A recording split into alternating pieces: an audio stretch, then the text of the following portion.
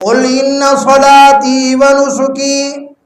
ومحياي ومماتي لله رب العالمین۔ فرمایا کہہ دیجئے کہ قربانی ہے میری قربانی، میری نماز، میرا مرنا، میرا جینا للہ رب العالمین،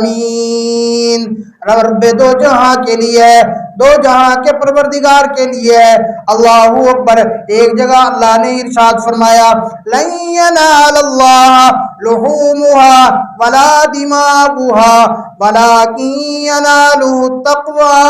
منکم۔ فرمایا اللہ رب العالمین کو تمہارے گوشت کی کوئی ضرورت نہیں ہے، میرے اللہ کو خون بہانے کی کوئی ضرورت نہیں ہے، میرے اللہ کے ہاں نہ خون پہنچتا ہے نہ گوشت پہنچتا ہے، وَلَٰكِن يَنَالُهُ التَّقْوَىٰ مِنكُمْ، اللہ رب العالمین تو تمہارا تقوی دیکھتا ہے،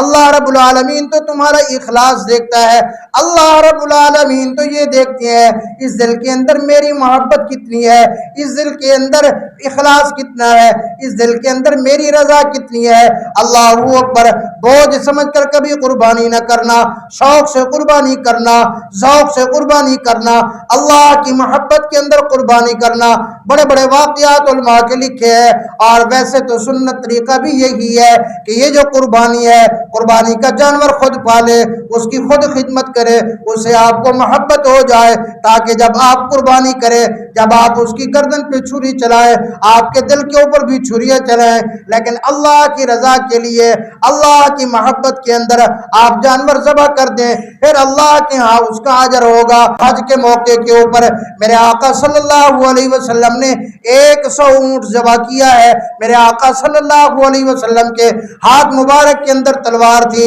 اللہ اکبر، کوئی اونٹ کو پکڑنا نہیں پڑتا تھا، اونٹ بھاگتے نہیں پڑتے، اونٹوں کے پیچھے نہیں جانا پڑتا تھا۔ روایات کے اندر آتا ہے میرے آقا کریم صلی اللہ علیہ وسلم یوں تلوار لے کے کھڑے تھے، ایک اونٹ آتا ذبح ہو جاتا، اگلا اونٹ آتا، اس سے پہلے اگلا اونٹ جانے کی زیادہ کوشش کرتا کہ پہلے میں آقا صلی اللہ علیہ وسلم کے ہاتھ مبارک سے ذبح ہو جاؤں۔ اللہ اکبر۔ امام الانبیاء صلی اللہ علیہ وسلم نے اپنی غریب امت کے لیے بھی قربانی کی ہے۔ میرے آقا صلی اللہ علیہ وسلم نے فرمایا یہ میں اپنی امت کے غربا کے نام کی قربانی کر رہا ہوں، اسی لیے اللہ نے جس کو توفیق عطا فرمائی ہے، جس کے اپنے ذمہ قربانی واجب ہے، وہ قربانی کر کے امام الانبیاء صلی اللہ علیہ وسلم کے نام کی بھی اگر ہو سکتی ہے تو قربانی کر دو۔ اللہ اکبر۔ کیونکہ میرے آقا صلی اللہ علیہ وسلم ہمیں نہیں بھولے، ہم بھی اپنے آقا کو نہ بھولے۔ اور ایک بات یاد رکھنا،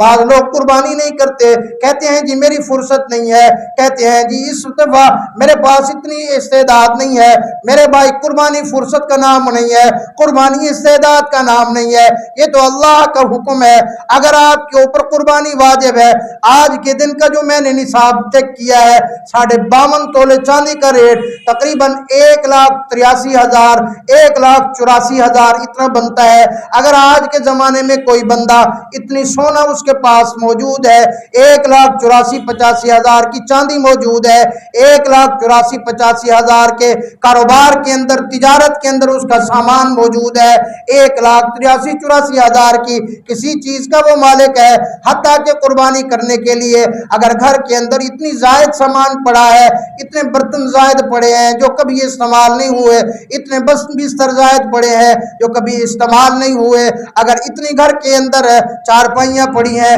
جو کبھی استعمال نہیں ہوئے، کوئی چیزیں ایسی ان کی قیمت لگاؤ، اگر وہ قیمت بھی 1,84,85,000 تک پہنچتی ہے، قربانی کرنا واجب ہے۔ قربانی نہیں کرو گے تو گناہگار ہوگے۔ اور یاد رکھنا امام الانبیاء صلی اللہ علیہ وسلم کی اس کے اوپر وعید بھی ہے، جس چیز کے اوپر وعید آ جائے اس کو کرنا ضروری ہو جاتا ہے۔ میرے آقا صلی اللہ علیہ وسلم نے فرمایا جس کے اوپر قربانی واجب ہے اور اس نے قربانی نہیں کی فلا يحضر مصلانا، فرمایا اس کو کوئی حق نہیں بنتا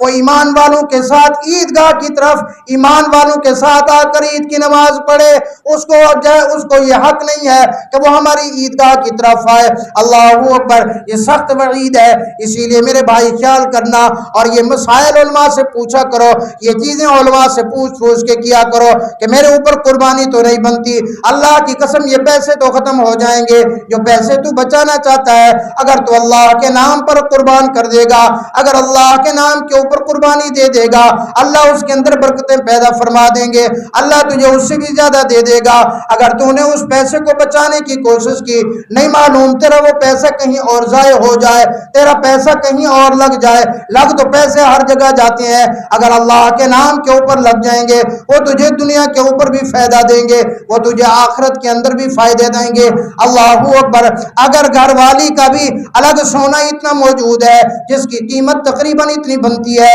جو 1,84,85,000 میں نے بتائی ہے، اگر وہ سونے کی مالک خود ہے، گھر والی کے اوپر الگ قربانی ہوگی، خامن کے پاس اگر الگ نصاب موجود ہے اس کے اوپر الگ قربانی ہوگی۔ اگر گھر کے اندر 4-5 بھائی رہتے ہیں، ہر بھائی کا اپنا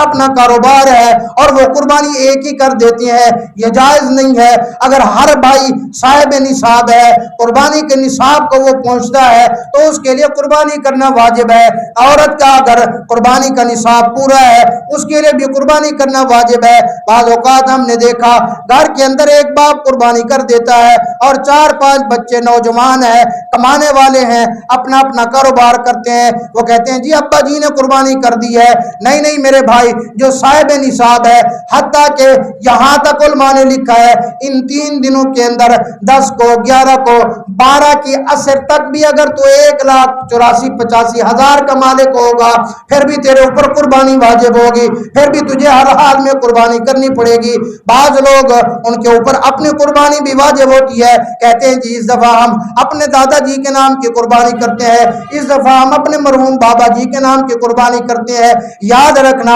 اگر تیرے اوپر قربانی واجب ہے، تو نے اپنی قربانی نہیں کی، دادا کے نام کی قربانی کی، تو گناہگار ہوگا۔ تیرے اپنے اوپر قربانی واجب تھی تو اپنے ماں کی، تو نے اپنے باپ کے نام کی قربانی کی تو گناہگار ہوگا۔ اپنی قربانی کرنا انتہائی ضروری ہے۔ ہاں اگر تو نے 5-6 سال ہو گئے، 10 سال ہو گئے، تو نے قربانی نہیں کی، تیرے اوپر قربانی واجب ہے تو وہ تیرے ذمہ رہے گی، جب تک وہ نہیں کرے گا تو گناہگار ہوگا۔ ہاں اگر پچھلی قربانیاں رہ گئی ہیں علماء سے پوچھ کر کرنا، اب جانور تو ذبح نہیں ہوگا لیکن اتنی رقم یا اتنی پیسوں کسی کو صدقہ کر دینا، کسی مستحق کو دے دینا ضروری ہے، اور وہ قربانی کا صدقہ نہیں کرے گا جب تک تو وہ تیرے ذمہ واجب رہے گی اور تو گناہگار رہے گا۔ اور امام ابو حنیفہ رحمۃ اللہ علیہ کے نزدیک قربانی کرنا واجب ہے، جو قربانی نہیں کرے گا وہ گناہگار ہوگا، اللہ کے ہاں وہ مجرم ہوگا، اللہ کے ہاں اس کو اس کا حساب دینا پڑے گا۔ اور حدیث پاک کے اندر آتا ہے جو بندہ قربانی کرتا ہے اللہ رب العالمین جانور کے ایک بال کے بدلے میں اللہ ایک نیکی عطا فرماتے ہیں۔ صحابہ نے عرض کیا یا رسول اللہ اگر ہمارے پاس بھیڑ ہے، اگر ہم بھیڑ کی قربانی کرنا چاہتے ہیں پھر کیا حکم ہے؟ میرے آقا صلی اللہ علیہ وسلم نے فرمایا ہاں اون کا، بھیڑ کے بھی جتنے بال ہیں اس کے اون کے ایک بال کے بدلے میں بھی اللہ ایک نیکی عطا فرمائیں گے۔ اور حدیث پاک کے اندر آتا ہے قیامت والے دن اللہ رب العالمین اس جانور کی جو قربانی آپ نے کی ہے، جانور کی قربانی کے اوپر اگر تو نے اس کو گھاس کھلایا ہے، اس کا چمڑا، اس کی ہر چیز اللہ تیرے نام اعمال کے اندر تول کر اللہ تجھے اس کا اجر عطا فرمائیں گے۔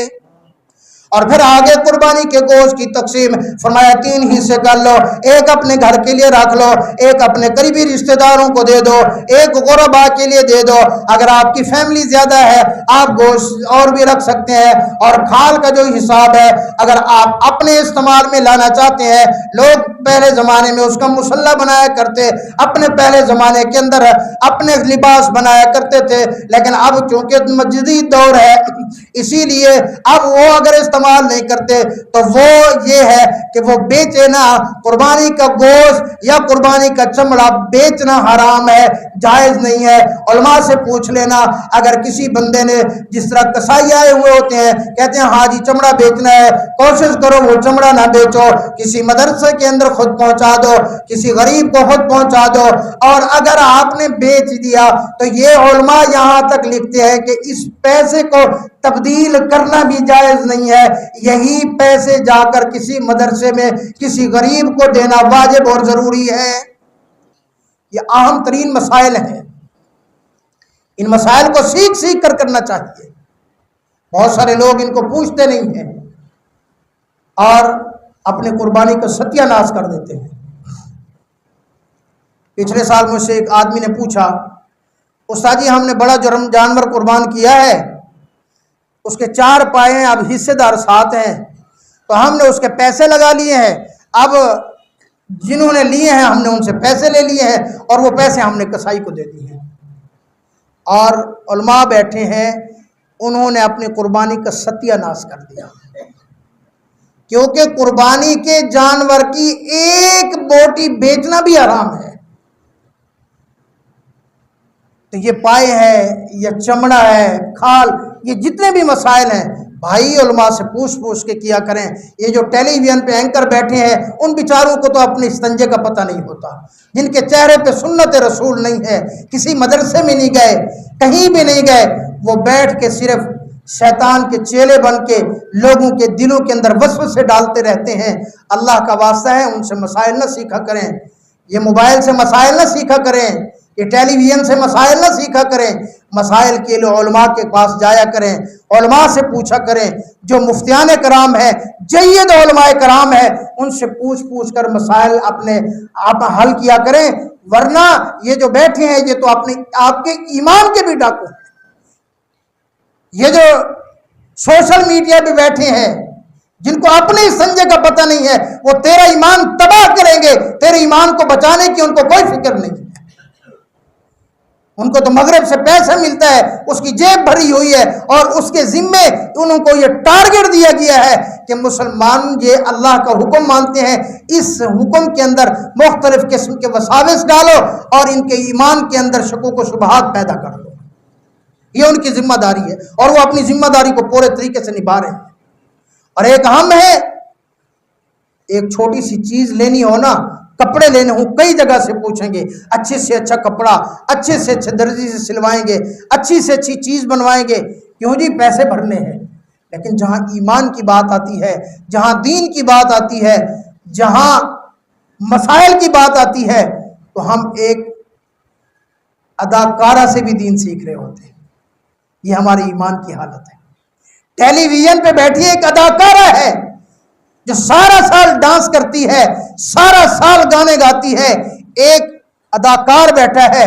جو سارا سال اداکاری کرتا ہے، لیکن مخصوص ایام کے اندر آ کر، قربانی کے مواقع کے اوپر آ کر، رمضان المبارک کے اندر آ کر وہ بیٹھ جاتے ہیں جی مسائل بتانے کے لیے۔ اللہ کا واسطہ ہے ان لوگوں سے اپنے مسائل، اپنے دین کی باتیں نہ سیکھا کرو، دین کی باتیں علماء سے سیکھا کرو، دین کی باتیں مستند علماء سے، جید علماء سے، مفتیان کرام سے، جو کسی مدرسے کا فاضل ہو، جس نے قال اللہ و قال الرسول کے لیے 10 سال اپنے گھٹنے ٹیکے ہوں، اساتذہ کے جوتے اٹھائے ہوں، جس نے محنت کی ہے، وہ آپ کے ایمان کا محافظ بھی ہے۔